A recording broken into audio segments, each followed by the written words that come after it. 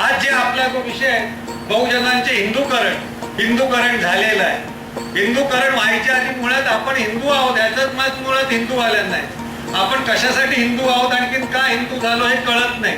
जातीपातीचं तर इतक्याच गोष्टी आहेत की मगाशी तुम्ही उल्लेख केला की बंडखोरीचा, सोनारांनी बंडखोरी केली आणि पेशवाईमध्ये त्यांनी बंड करून आपलं त्या पद्धतीने नुसतं जानवच नव्हतं घातलं तर त्या पद्धतीने त्यांनी धोतर नेसली, म्हणजे दुटांगी धोतर जशी RSS मध्ये वाले जे गुंडाळतात तसं दुटांगी धोतर नेसलं म्हणून त्या सोनारांचे कुले कापलेले आहेत त्या काळामध्ये.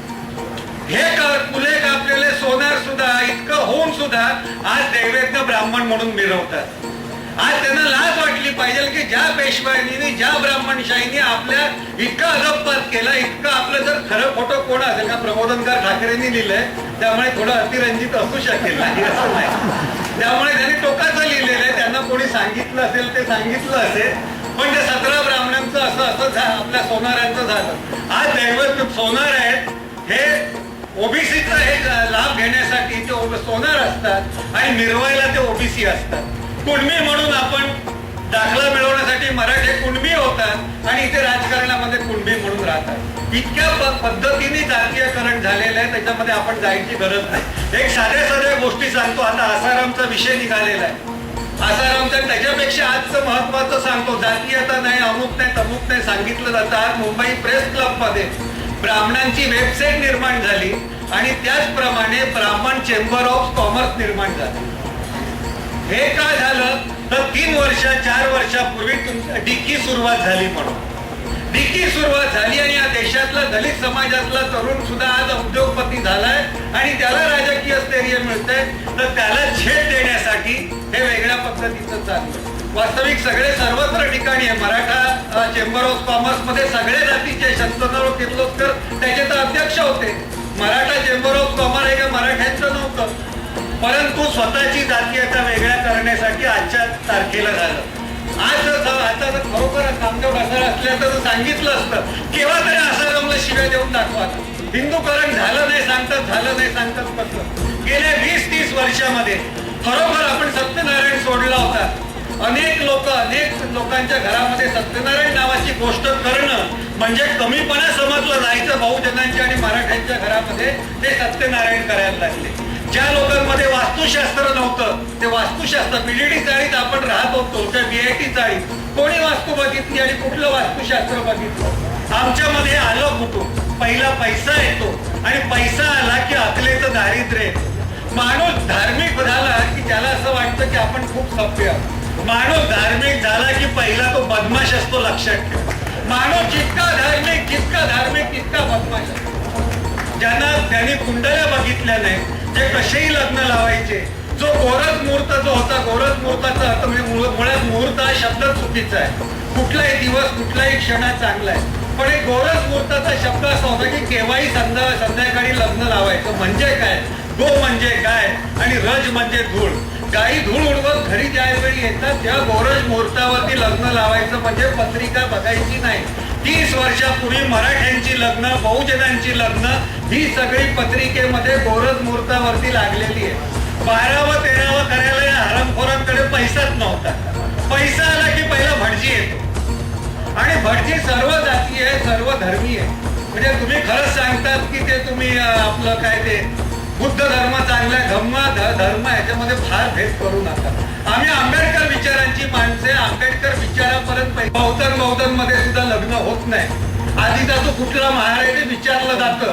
पानमाळा राजापूरचा असेल महार समाजातला तो आता बौद्ध झालेला असेल तर तो ठाण्यातल्या महाराशी लग्न करत नाही. आहेत की नाही हात वरती करून दाखवा. आहेत म्हणजे करणारे आहेत का ते बाबासाहेब आंबेडकरांनी सुरू केलं होतं. देशावरचा बौद्ध आणि पुण्यातला बौद्ध जो आहे त्याचं लग्न करायचं. त्यात आंबेबाई आणि गायकवाडांचा मी विद्यार्थी आहे. तुम्ही मला बौद्ध धर्माचा सांगू नका, तपशिलात अभ्यास करा. आम्ही ब्राह्मणांच्या शेटा खेचला की तुम्हाला काही वाटत नाही आणि कुठे चिवराला हात घातल्यानंतर इतका संताप येत असेल. काय करणार तुम्हाला आंबेडकर?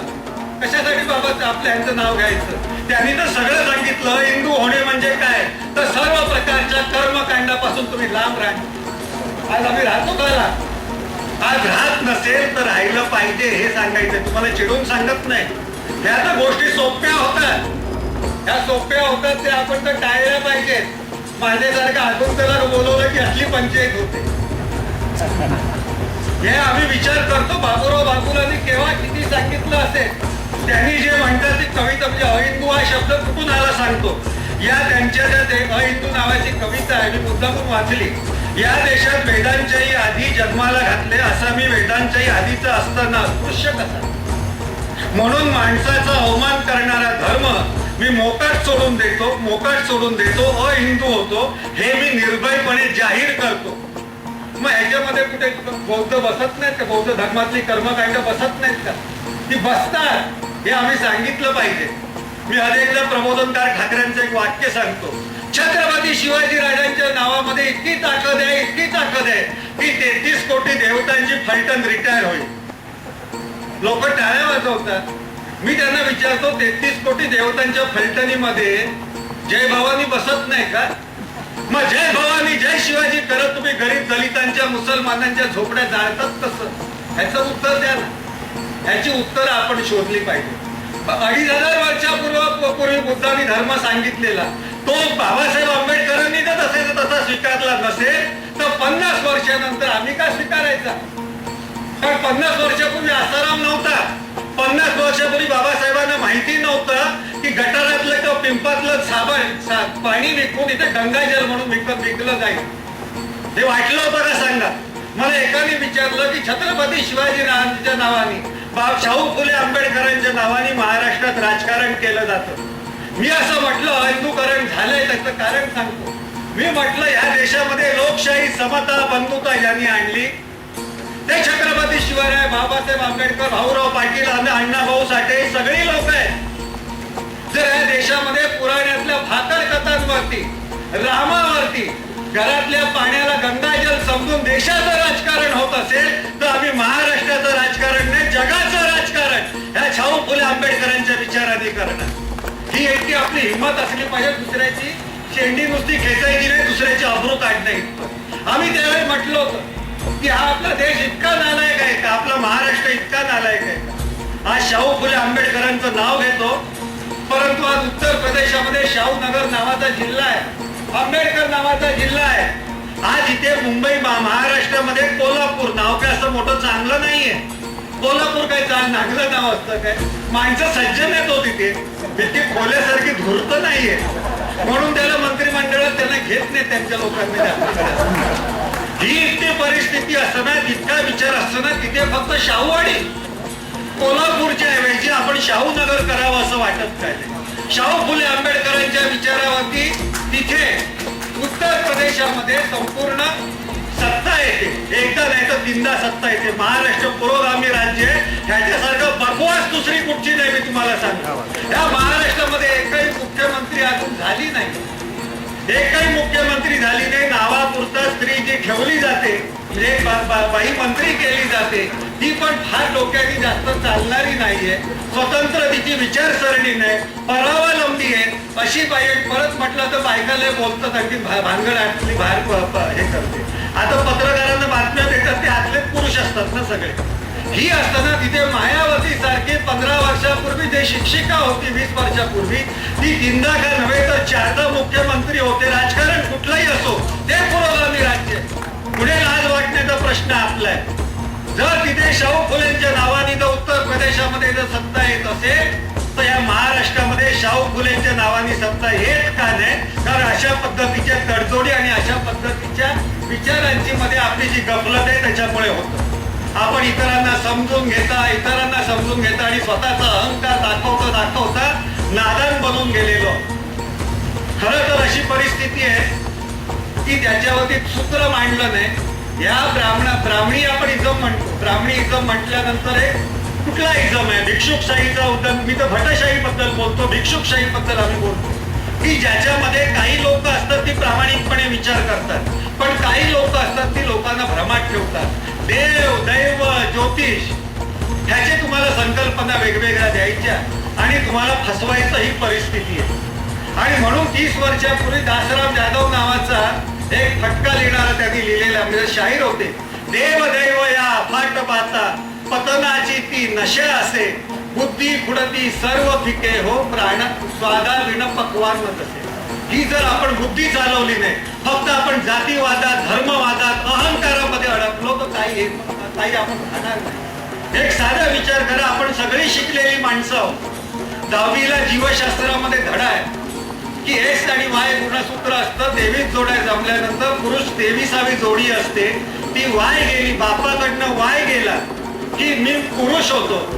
आता बापानी वाय जर सोडला नसेल तर मी पुरुष आहे किंवा मी स्त्री आहे ह्याचा अहंकार मी बाळगावा काय?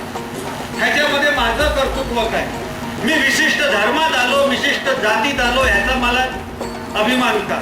मी महाराष्ट्र भूमी म्हणजे संतांची भूमी. अरे बाकीची भूमी काय चोरांची भूमी आहे काय? ते पुण्यातले सांगतात पुणे म्हणजे पुण्य नगरी, बाकीची काय पाप नगरी आहे काय? हे मुंबई म्हणजे अर्थनगरी. आपण असं म्हणतो, खाणारे वेगळे पण कमवणारे दुसरीकडे पण कमवतात ना. आपल्याला भाषेचा अहंकार, प्रांताचा अहंकार, जातीचा अहंकार, देशाचा सुद्धा अतिरिक्त अहंकार आहे. इथे एका ठिकाणी म्हणायचं विश्वाची माझे घर आणि दुसऱ्याकडे म्हणायचं आमचाच महाराष्ट्र श्रेष्ठ. असं कसं होईल? कोकणातली लोक सांगतात, कोकणातल्या लोकांना तर कोकणातली पण देशावरती कोकणात आहे ना तर जगामध्ये ठाई नाही. इथला देव म्हणजे असं की ते जायचं थाय करून टाकतो. तिथे अंबाबाईवाले सांगणार आमची बाई अंबाबाई म्हणजे एकदम कडक आहे, तुमच्या त्या कोकणातल्या रवळ नातासारखी नाही. तुळजाभवानी अधिक कडक. म्हणजे या धोंड्यांचा आग्रह ना. आता तू कोकणात जन्माला आला त्या बाईच्या पोटी, ह्याचं तुझं सामर्थ्य काय? तुझं कर्तृत्व काय? तुम्ही एका विशिष्ट जातीत आणि विशिष्ट धर्मात आला ह्याचं कर्तृत्व काय? बाबासाहेब आंबेडकरांना इतक्यासाठीच मानायचं की ज्यांना हे कळत नव्हतं ह्याच्यामध्ये धर्मांतर वैचारिक दृष्ट्या करून आणलं. किंवा मी ज्या जातीत जन्माला आलो, ज्या परिस्थिती जन्मामध्ये आलो त्या परिस्थितीमध्ये मी जगणार नाही हे त्यांनी सांगितलं. तुम्ही पण असा विचार करायचा की बाबासाहेब आंबेडकरांनी एक विशिष्ट विचारसरणीपर्यंत नेलं. त्यावेळेचे प्रश्न वेगळे होते, त्यावेळेस त्यांनी दिशा दाखवून दिली. मी आता काय विचार करायचा? मी आसाराम बापू बद्दल फार पूर्वी लिहिलं होतं, एक 10-1 वर्षापूर्वी. अहिंदूकरण किती झालं मी तुम्हाला सांगतो. म्हणजे हे भटीकरण, लोकांना फसवायचं. हातात अंगठी घातली, आता हातात शुक्राची अंगठी घातली. अरे पण तुझ्यामध्ये जर काय ताकदच तुझं कुठे पॉझिटिव्ह नसेल, निगेटिव्हच असेल तर तुला पोरं कशी होतील मला सांगा? की हातातल्या खड्यांमध्ये पोरं होतात का? मी नेहमी सांगतो की कुंडलीतल्या ग्रहांपेक्षा आणि आकाशातल्या ग्रहांपेक्षा मनाचा निग्रह मोठा असतो, की तो आपण जपला पाहिजे. त्यासाठी ध्येय तुमचं नक्की असलं पाहिजे. जे पायाने चालतात ते फक्त अंतर कापतात, जे डोक्याने चालतात ते ध्येय गाठतात. आपण मुंगीच्या आकले इतकं तरी चालायची सुरुवात, ही बुवाबाजीची भाषा झाली. मी बुवाबाजीचं नाटक करताना हीच भाषा बोलायचं, लोक टाळ्या वाजवायचे. मी म्हणायचो तुम्ही मग इतकं नालायकपणा कशाला करता? आणि वरती सांगायचं बुवाच्या आशीर्वादाने पोर झालं, अगदी नेमकं महाराजासारखं दिसतं. नाही तर महाराजाच्या ह्याच्यासारखं. कोणाबद्दल मी अधिक्षेप करत नाही स्त्रियांबद्दल, पण अशा पद्धतीने बाकीच्या वेळी आमच्या खानदानीचा अभिमान, अमक्याचा अभिमान, तमक्याचा अभिमान, पण तो गुरुचा प्रसाद ना तो तसाच मिळतो. या आसाराम बापू बद्दल मला मी काही लिहिलं. बुवा महाराजांचं माझा खूप जवळचा प्रश्न. अहिंदूकरण हे गेल्या 20 वर्षामध्ये जास्त झालं राजकारणाचा संबंध आल्यानंतर. आणि जेव्हा अयोध्येचं बाबरी मशीद, मंदिर मशीद वाद सुरू केल्यानंतर राजकारण झालं. आणि आता गटाराची झाकणं उघडल्यानंतर जशी धुरळ बाहेर पडतात तसे गेल्या 20 वर्षामध्ये बुवा बापू, महाराज बेनबिन सगळे बाहेर पडलेले 25 वर्षामध्ये. अनिरुद्ध बापू ह्याच्यावरती विनयभंगाच्या केसेस, आसाराम बापू ह्याच्यावरती रेपच्या केसेस, पांडुरंग शास्त्री ब्लॅकचा पैसा व्हाईट करणारा माणूस. ह्यांचे जे ट्रस्ट असतात सगळे खोटे असतात, 2 नंबरचा पैसा व्हाईट करायचे असतात. आता आपल्याकडे पण तेच सुरू झालेलं आहे. तिबेटवरनं पैसा येतो, अमक्या इथून येतो. मी एकाला विचारलं होतं, अरे हे जेवढं मोठी करतात तुम्हाला बुद्ध विहार मोठे करायची गरज काय? करा ना. पहिला आम्ही सुलेखा कुंभारला विचारलो होतो, त्यांनी 200 कोटीचा चीनवरनं ड्रॅगन आणला, ड्रॅगन केला. म्हटलं कामगारांची, त्यांचे वडील कामगारांचे नेते. हो म्हटलं एक सूतगिरणी घ्यायची, पैसा कमवायचा, बँक काढायची, सोविंदर काढायचा आणि शेवटी बुद्ध विहार काढा ना. लोकांना आधीच कशाला झोपवतात इथे? लोकांना आधी लढायला शिका. बाबासाहेब आंबेडकरांची शिकवण आहे, पहिलं लढा नंतर मग झोपा. किंबहुना झोप येणारच नाही. परिस्थिती अशी झाली की त्यांनी नंतर त्याच आमच्या सुलेखा कुंभार ह्या दर बुधवार करायला लागला पांढरी साडी आणि निळं डोरलं बांधायला, काय निळं सगळे निळा रंग बांधायला, रंगात कशाला अडकतात? हे कुठे बाबासाहेब आंबेडकरांनी आम्हाला शिकवलं? कुठच्या तत्वज्ञानामध्ये शिकवलं? आम्ही जिथे जिथे ज्या पद्धतीने जसं तुम्ही कंडिशनिंग वागाल ते हवंय, ते हवं असतं. म्हणजे तुमचा धर्म कुठलाही असो, पण तुमचं हिंदूकरण म्हणजे तुमचं भटीकरण झालं पाहिजे. तुमचं ज्या दिवशी भटीकरण होईल त्या दिवशी मोकळं आणि सोपं काम असतं. कसं आहे माहितीये की मी घरामध्ये शाहू फुले आंबेडकरांच्या विचाराचं एखादं पुस्तक नेलं, एखादा ग्रंथ लिहिला, एखादं 20-30 रुपयाचं पुस्तक नेलं, तर घरी माझ्या काय करतील आई की बाजूला ठेवतील. त्याच्यानंतर पुष्पा भावेंसारखे बाई यायला आणखी काय बाबा ते काय फार तर सांगतील, त्या ज्ञानेश्वर हल्ली डोकं फिरलंय, तो हल्ली काहीतरी वाचतोय, हे परस्पर म्हणतील. बाकीचे लोक पण म्हणतील ठीक आहे म्हणून. पण तुम्हाला सांगतो काही न सांगता संध्याकाळची फक्त एक उदबत्ती लावली ना की घर सगळं धार्मिक होतं. धार्मिक करावं लागत नाही, ती आपोआप धार्मिक होतं. ही सगळी बंडलबाजी असते. धार्मिक माणसं लबाड, त्यांच्यासारखी लबाड माणसं कुठची नसतात. ज्याच्या दारात काळी भावली ना त्याच्यामध्ये नक्की समजायचं की आतमध्ये त्याचा ब्लॅक मनी आहे.